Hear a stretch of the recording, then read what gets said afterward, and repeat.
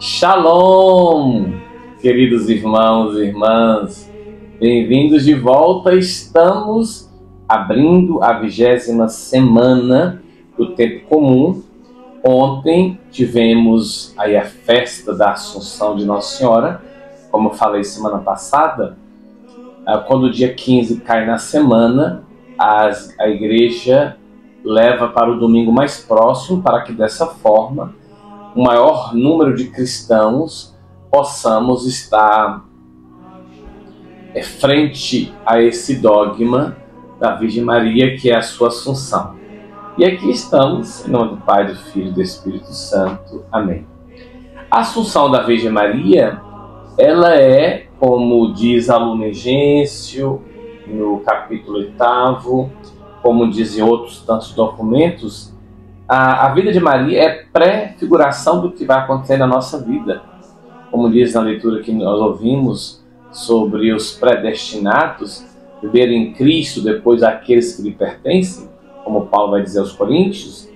Então, a igreja crê, e por isso professa, e por isso dogmatizou, ou seja, é algo essencial para a fé, que aquela que gerou no ventre o Salvador do mundo, que lhe ofereceu as estruturas necessárias para revelar o rosto do Pai, ela não seria deixada ao léu a experiência da corrupção da terra, né?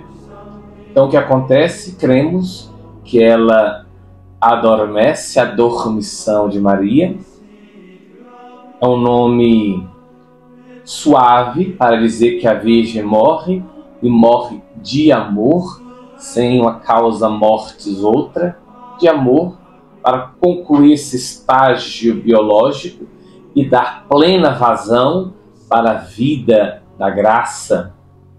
E aí ela é assunta, como ela foi assumida desde antes, é o dogma da Imaculada Conceição, ela então agora chega ao ápice dessa assunção da Trindade nela, e ela então é levada em corpo e alma ao paraíso, à vida em Deus.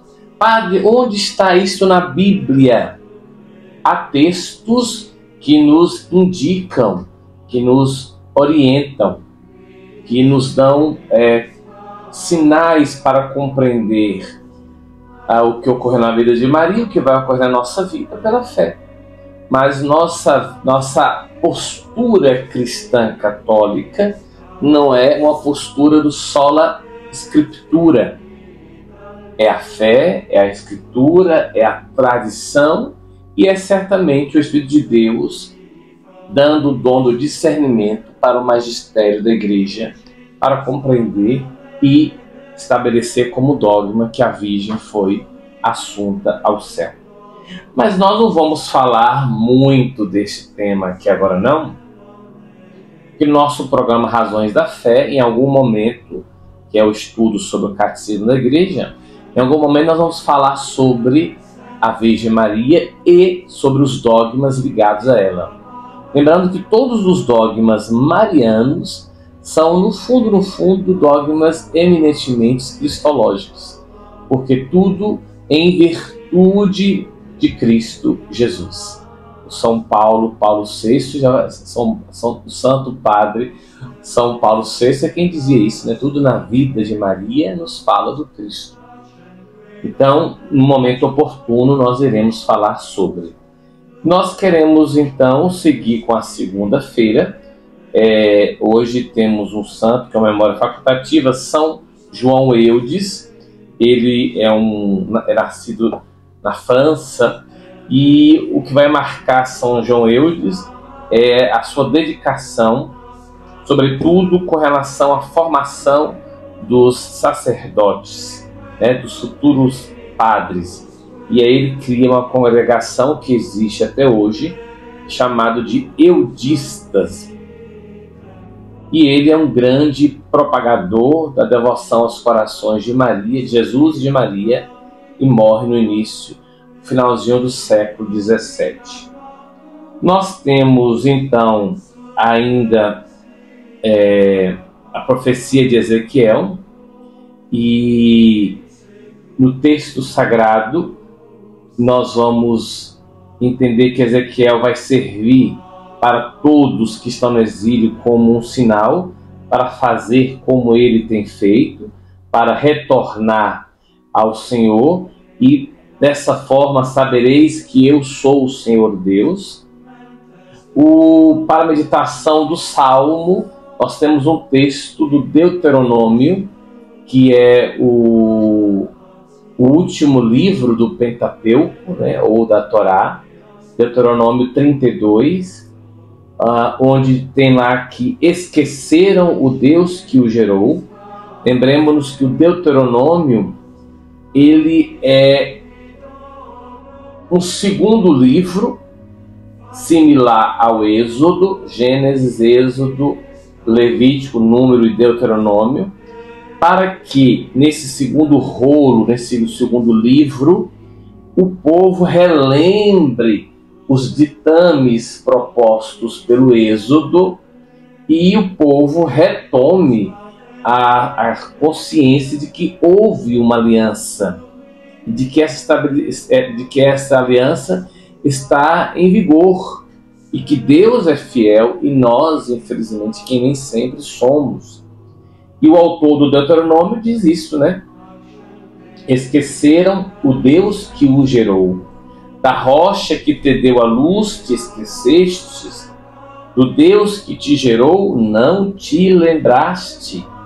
Vendo isto, o Senhor os desprezou, aborrecido com seus filhos e suas filhas.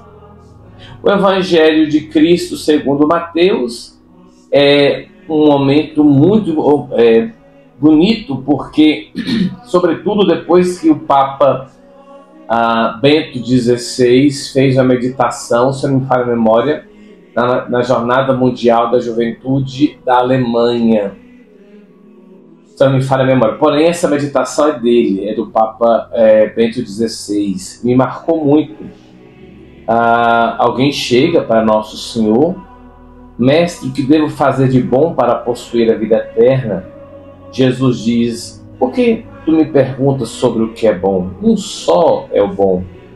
Se tu queres entrar na vida, observa os mandamentos.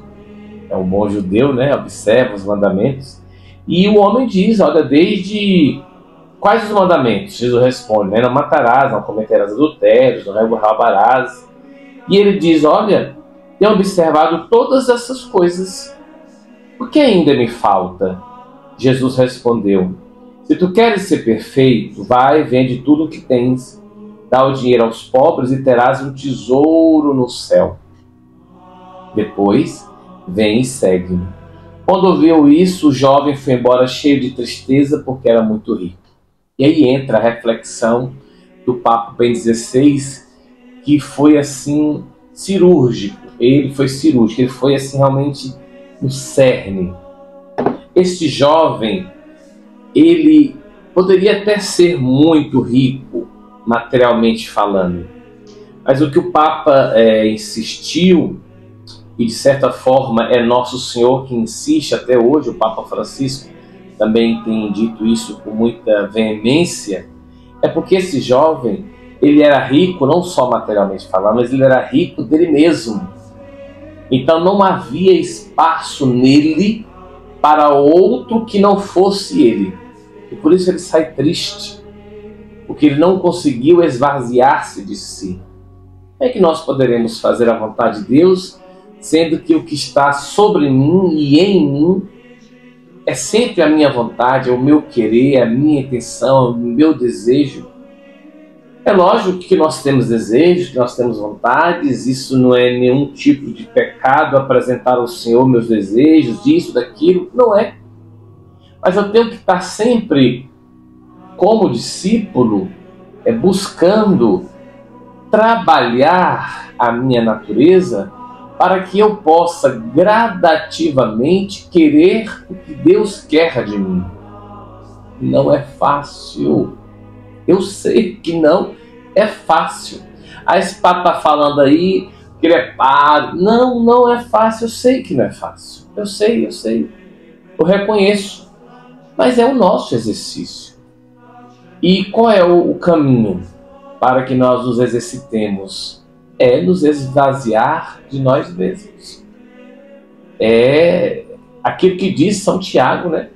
Se Deus quiser, se Deus permitir. É lógico que eu me organizo, eu tenho minha agenda, eu me projeto, mas eu tenho que ser flexível. E aí entra também maduro o suficiente para perceber que se não deu certo isso, vamos tentar reorientar e reorganizar. Mas não é fácil, eu sei, não é fácil. Inclusive quero pedir até perdão pelas vezes em que eu fico querendo que se faça a minha vontade, pedindo perdão a Deus e aos que estão próximos de mim. Pedir perdão pelas vezes em que eu fico insistindo, né, sobre o que eu quero. E aí a dificuldade para mim, como pessoa, como padre, para obedecer às leis do mundo, da sociedade, para obedecer aos meus superiores, é uma tarefa árdua. Mas, assim como o Papa disse, que nós possamos não ficar cheios de nós mesmos. E à medida que nos esvaziarmos, certamente, nós encontraremos a alegria de fazer a vontade de Deus. E aí será o tesouro prometido para cada de nós. Lembremos-nos, o grande tesouro é entender e professar que Deus está comigo. Abençoe essa água, nós e a nossa semana. Que Deus te abençoe. Um abraço.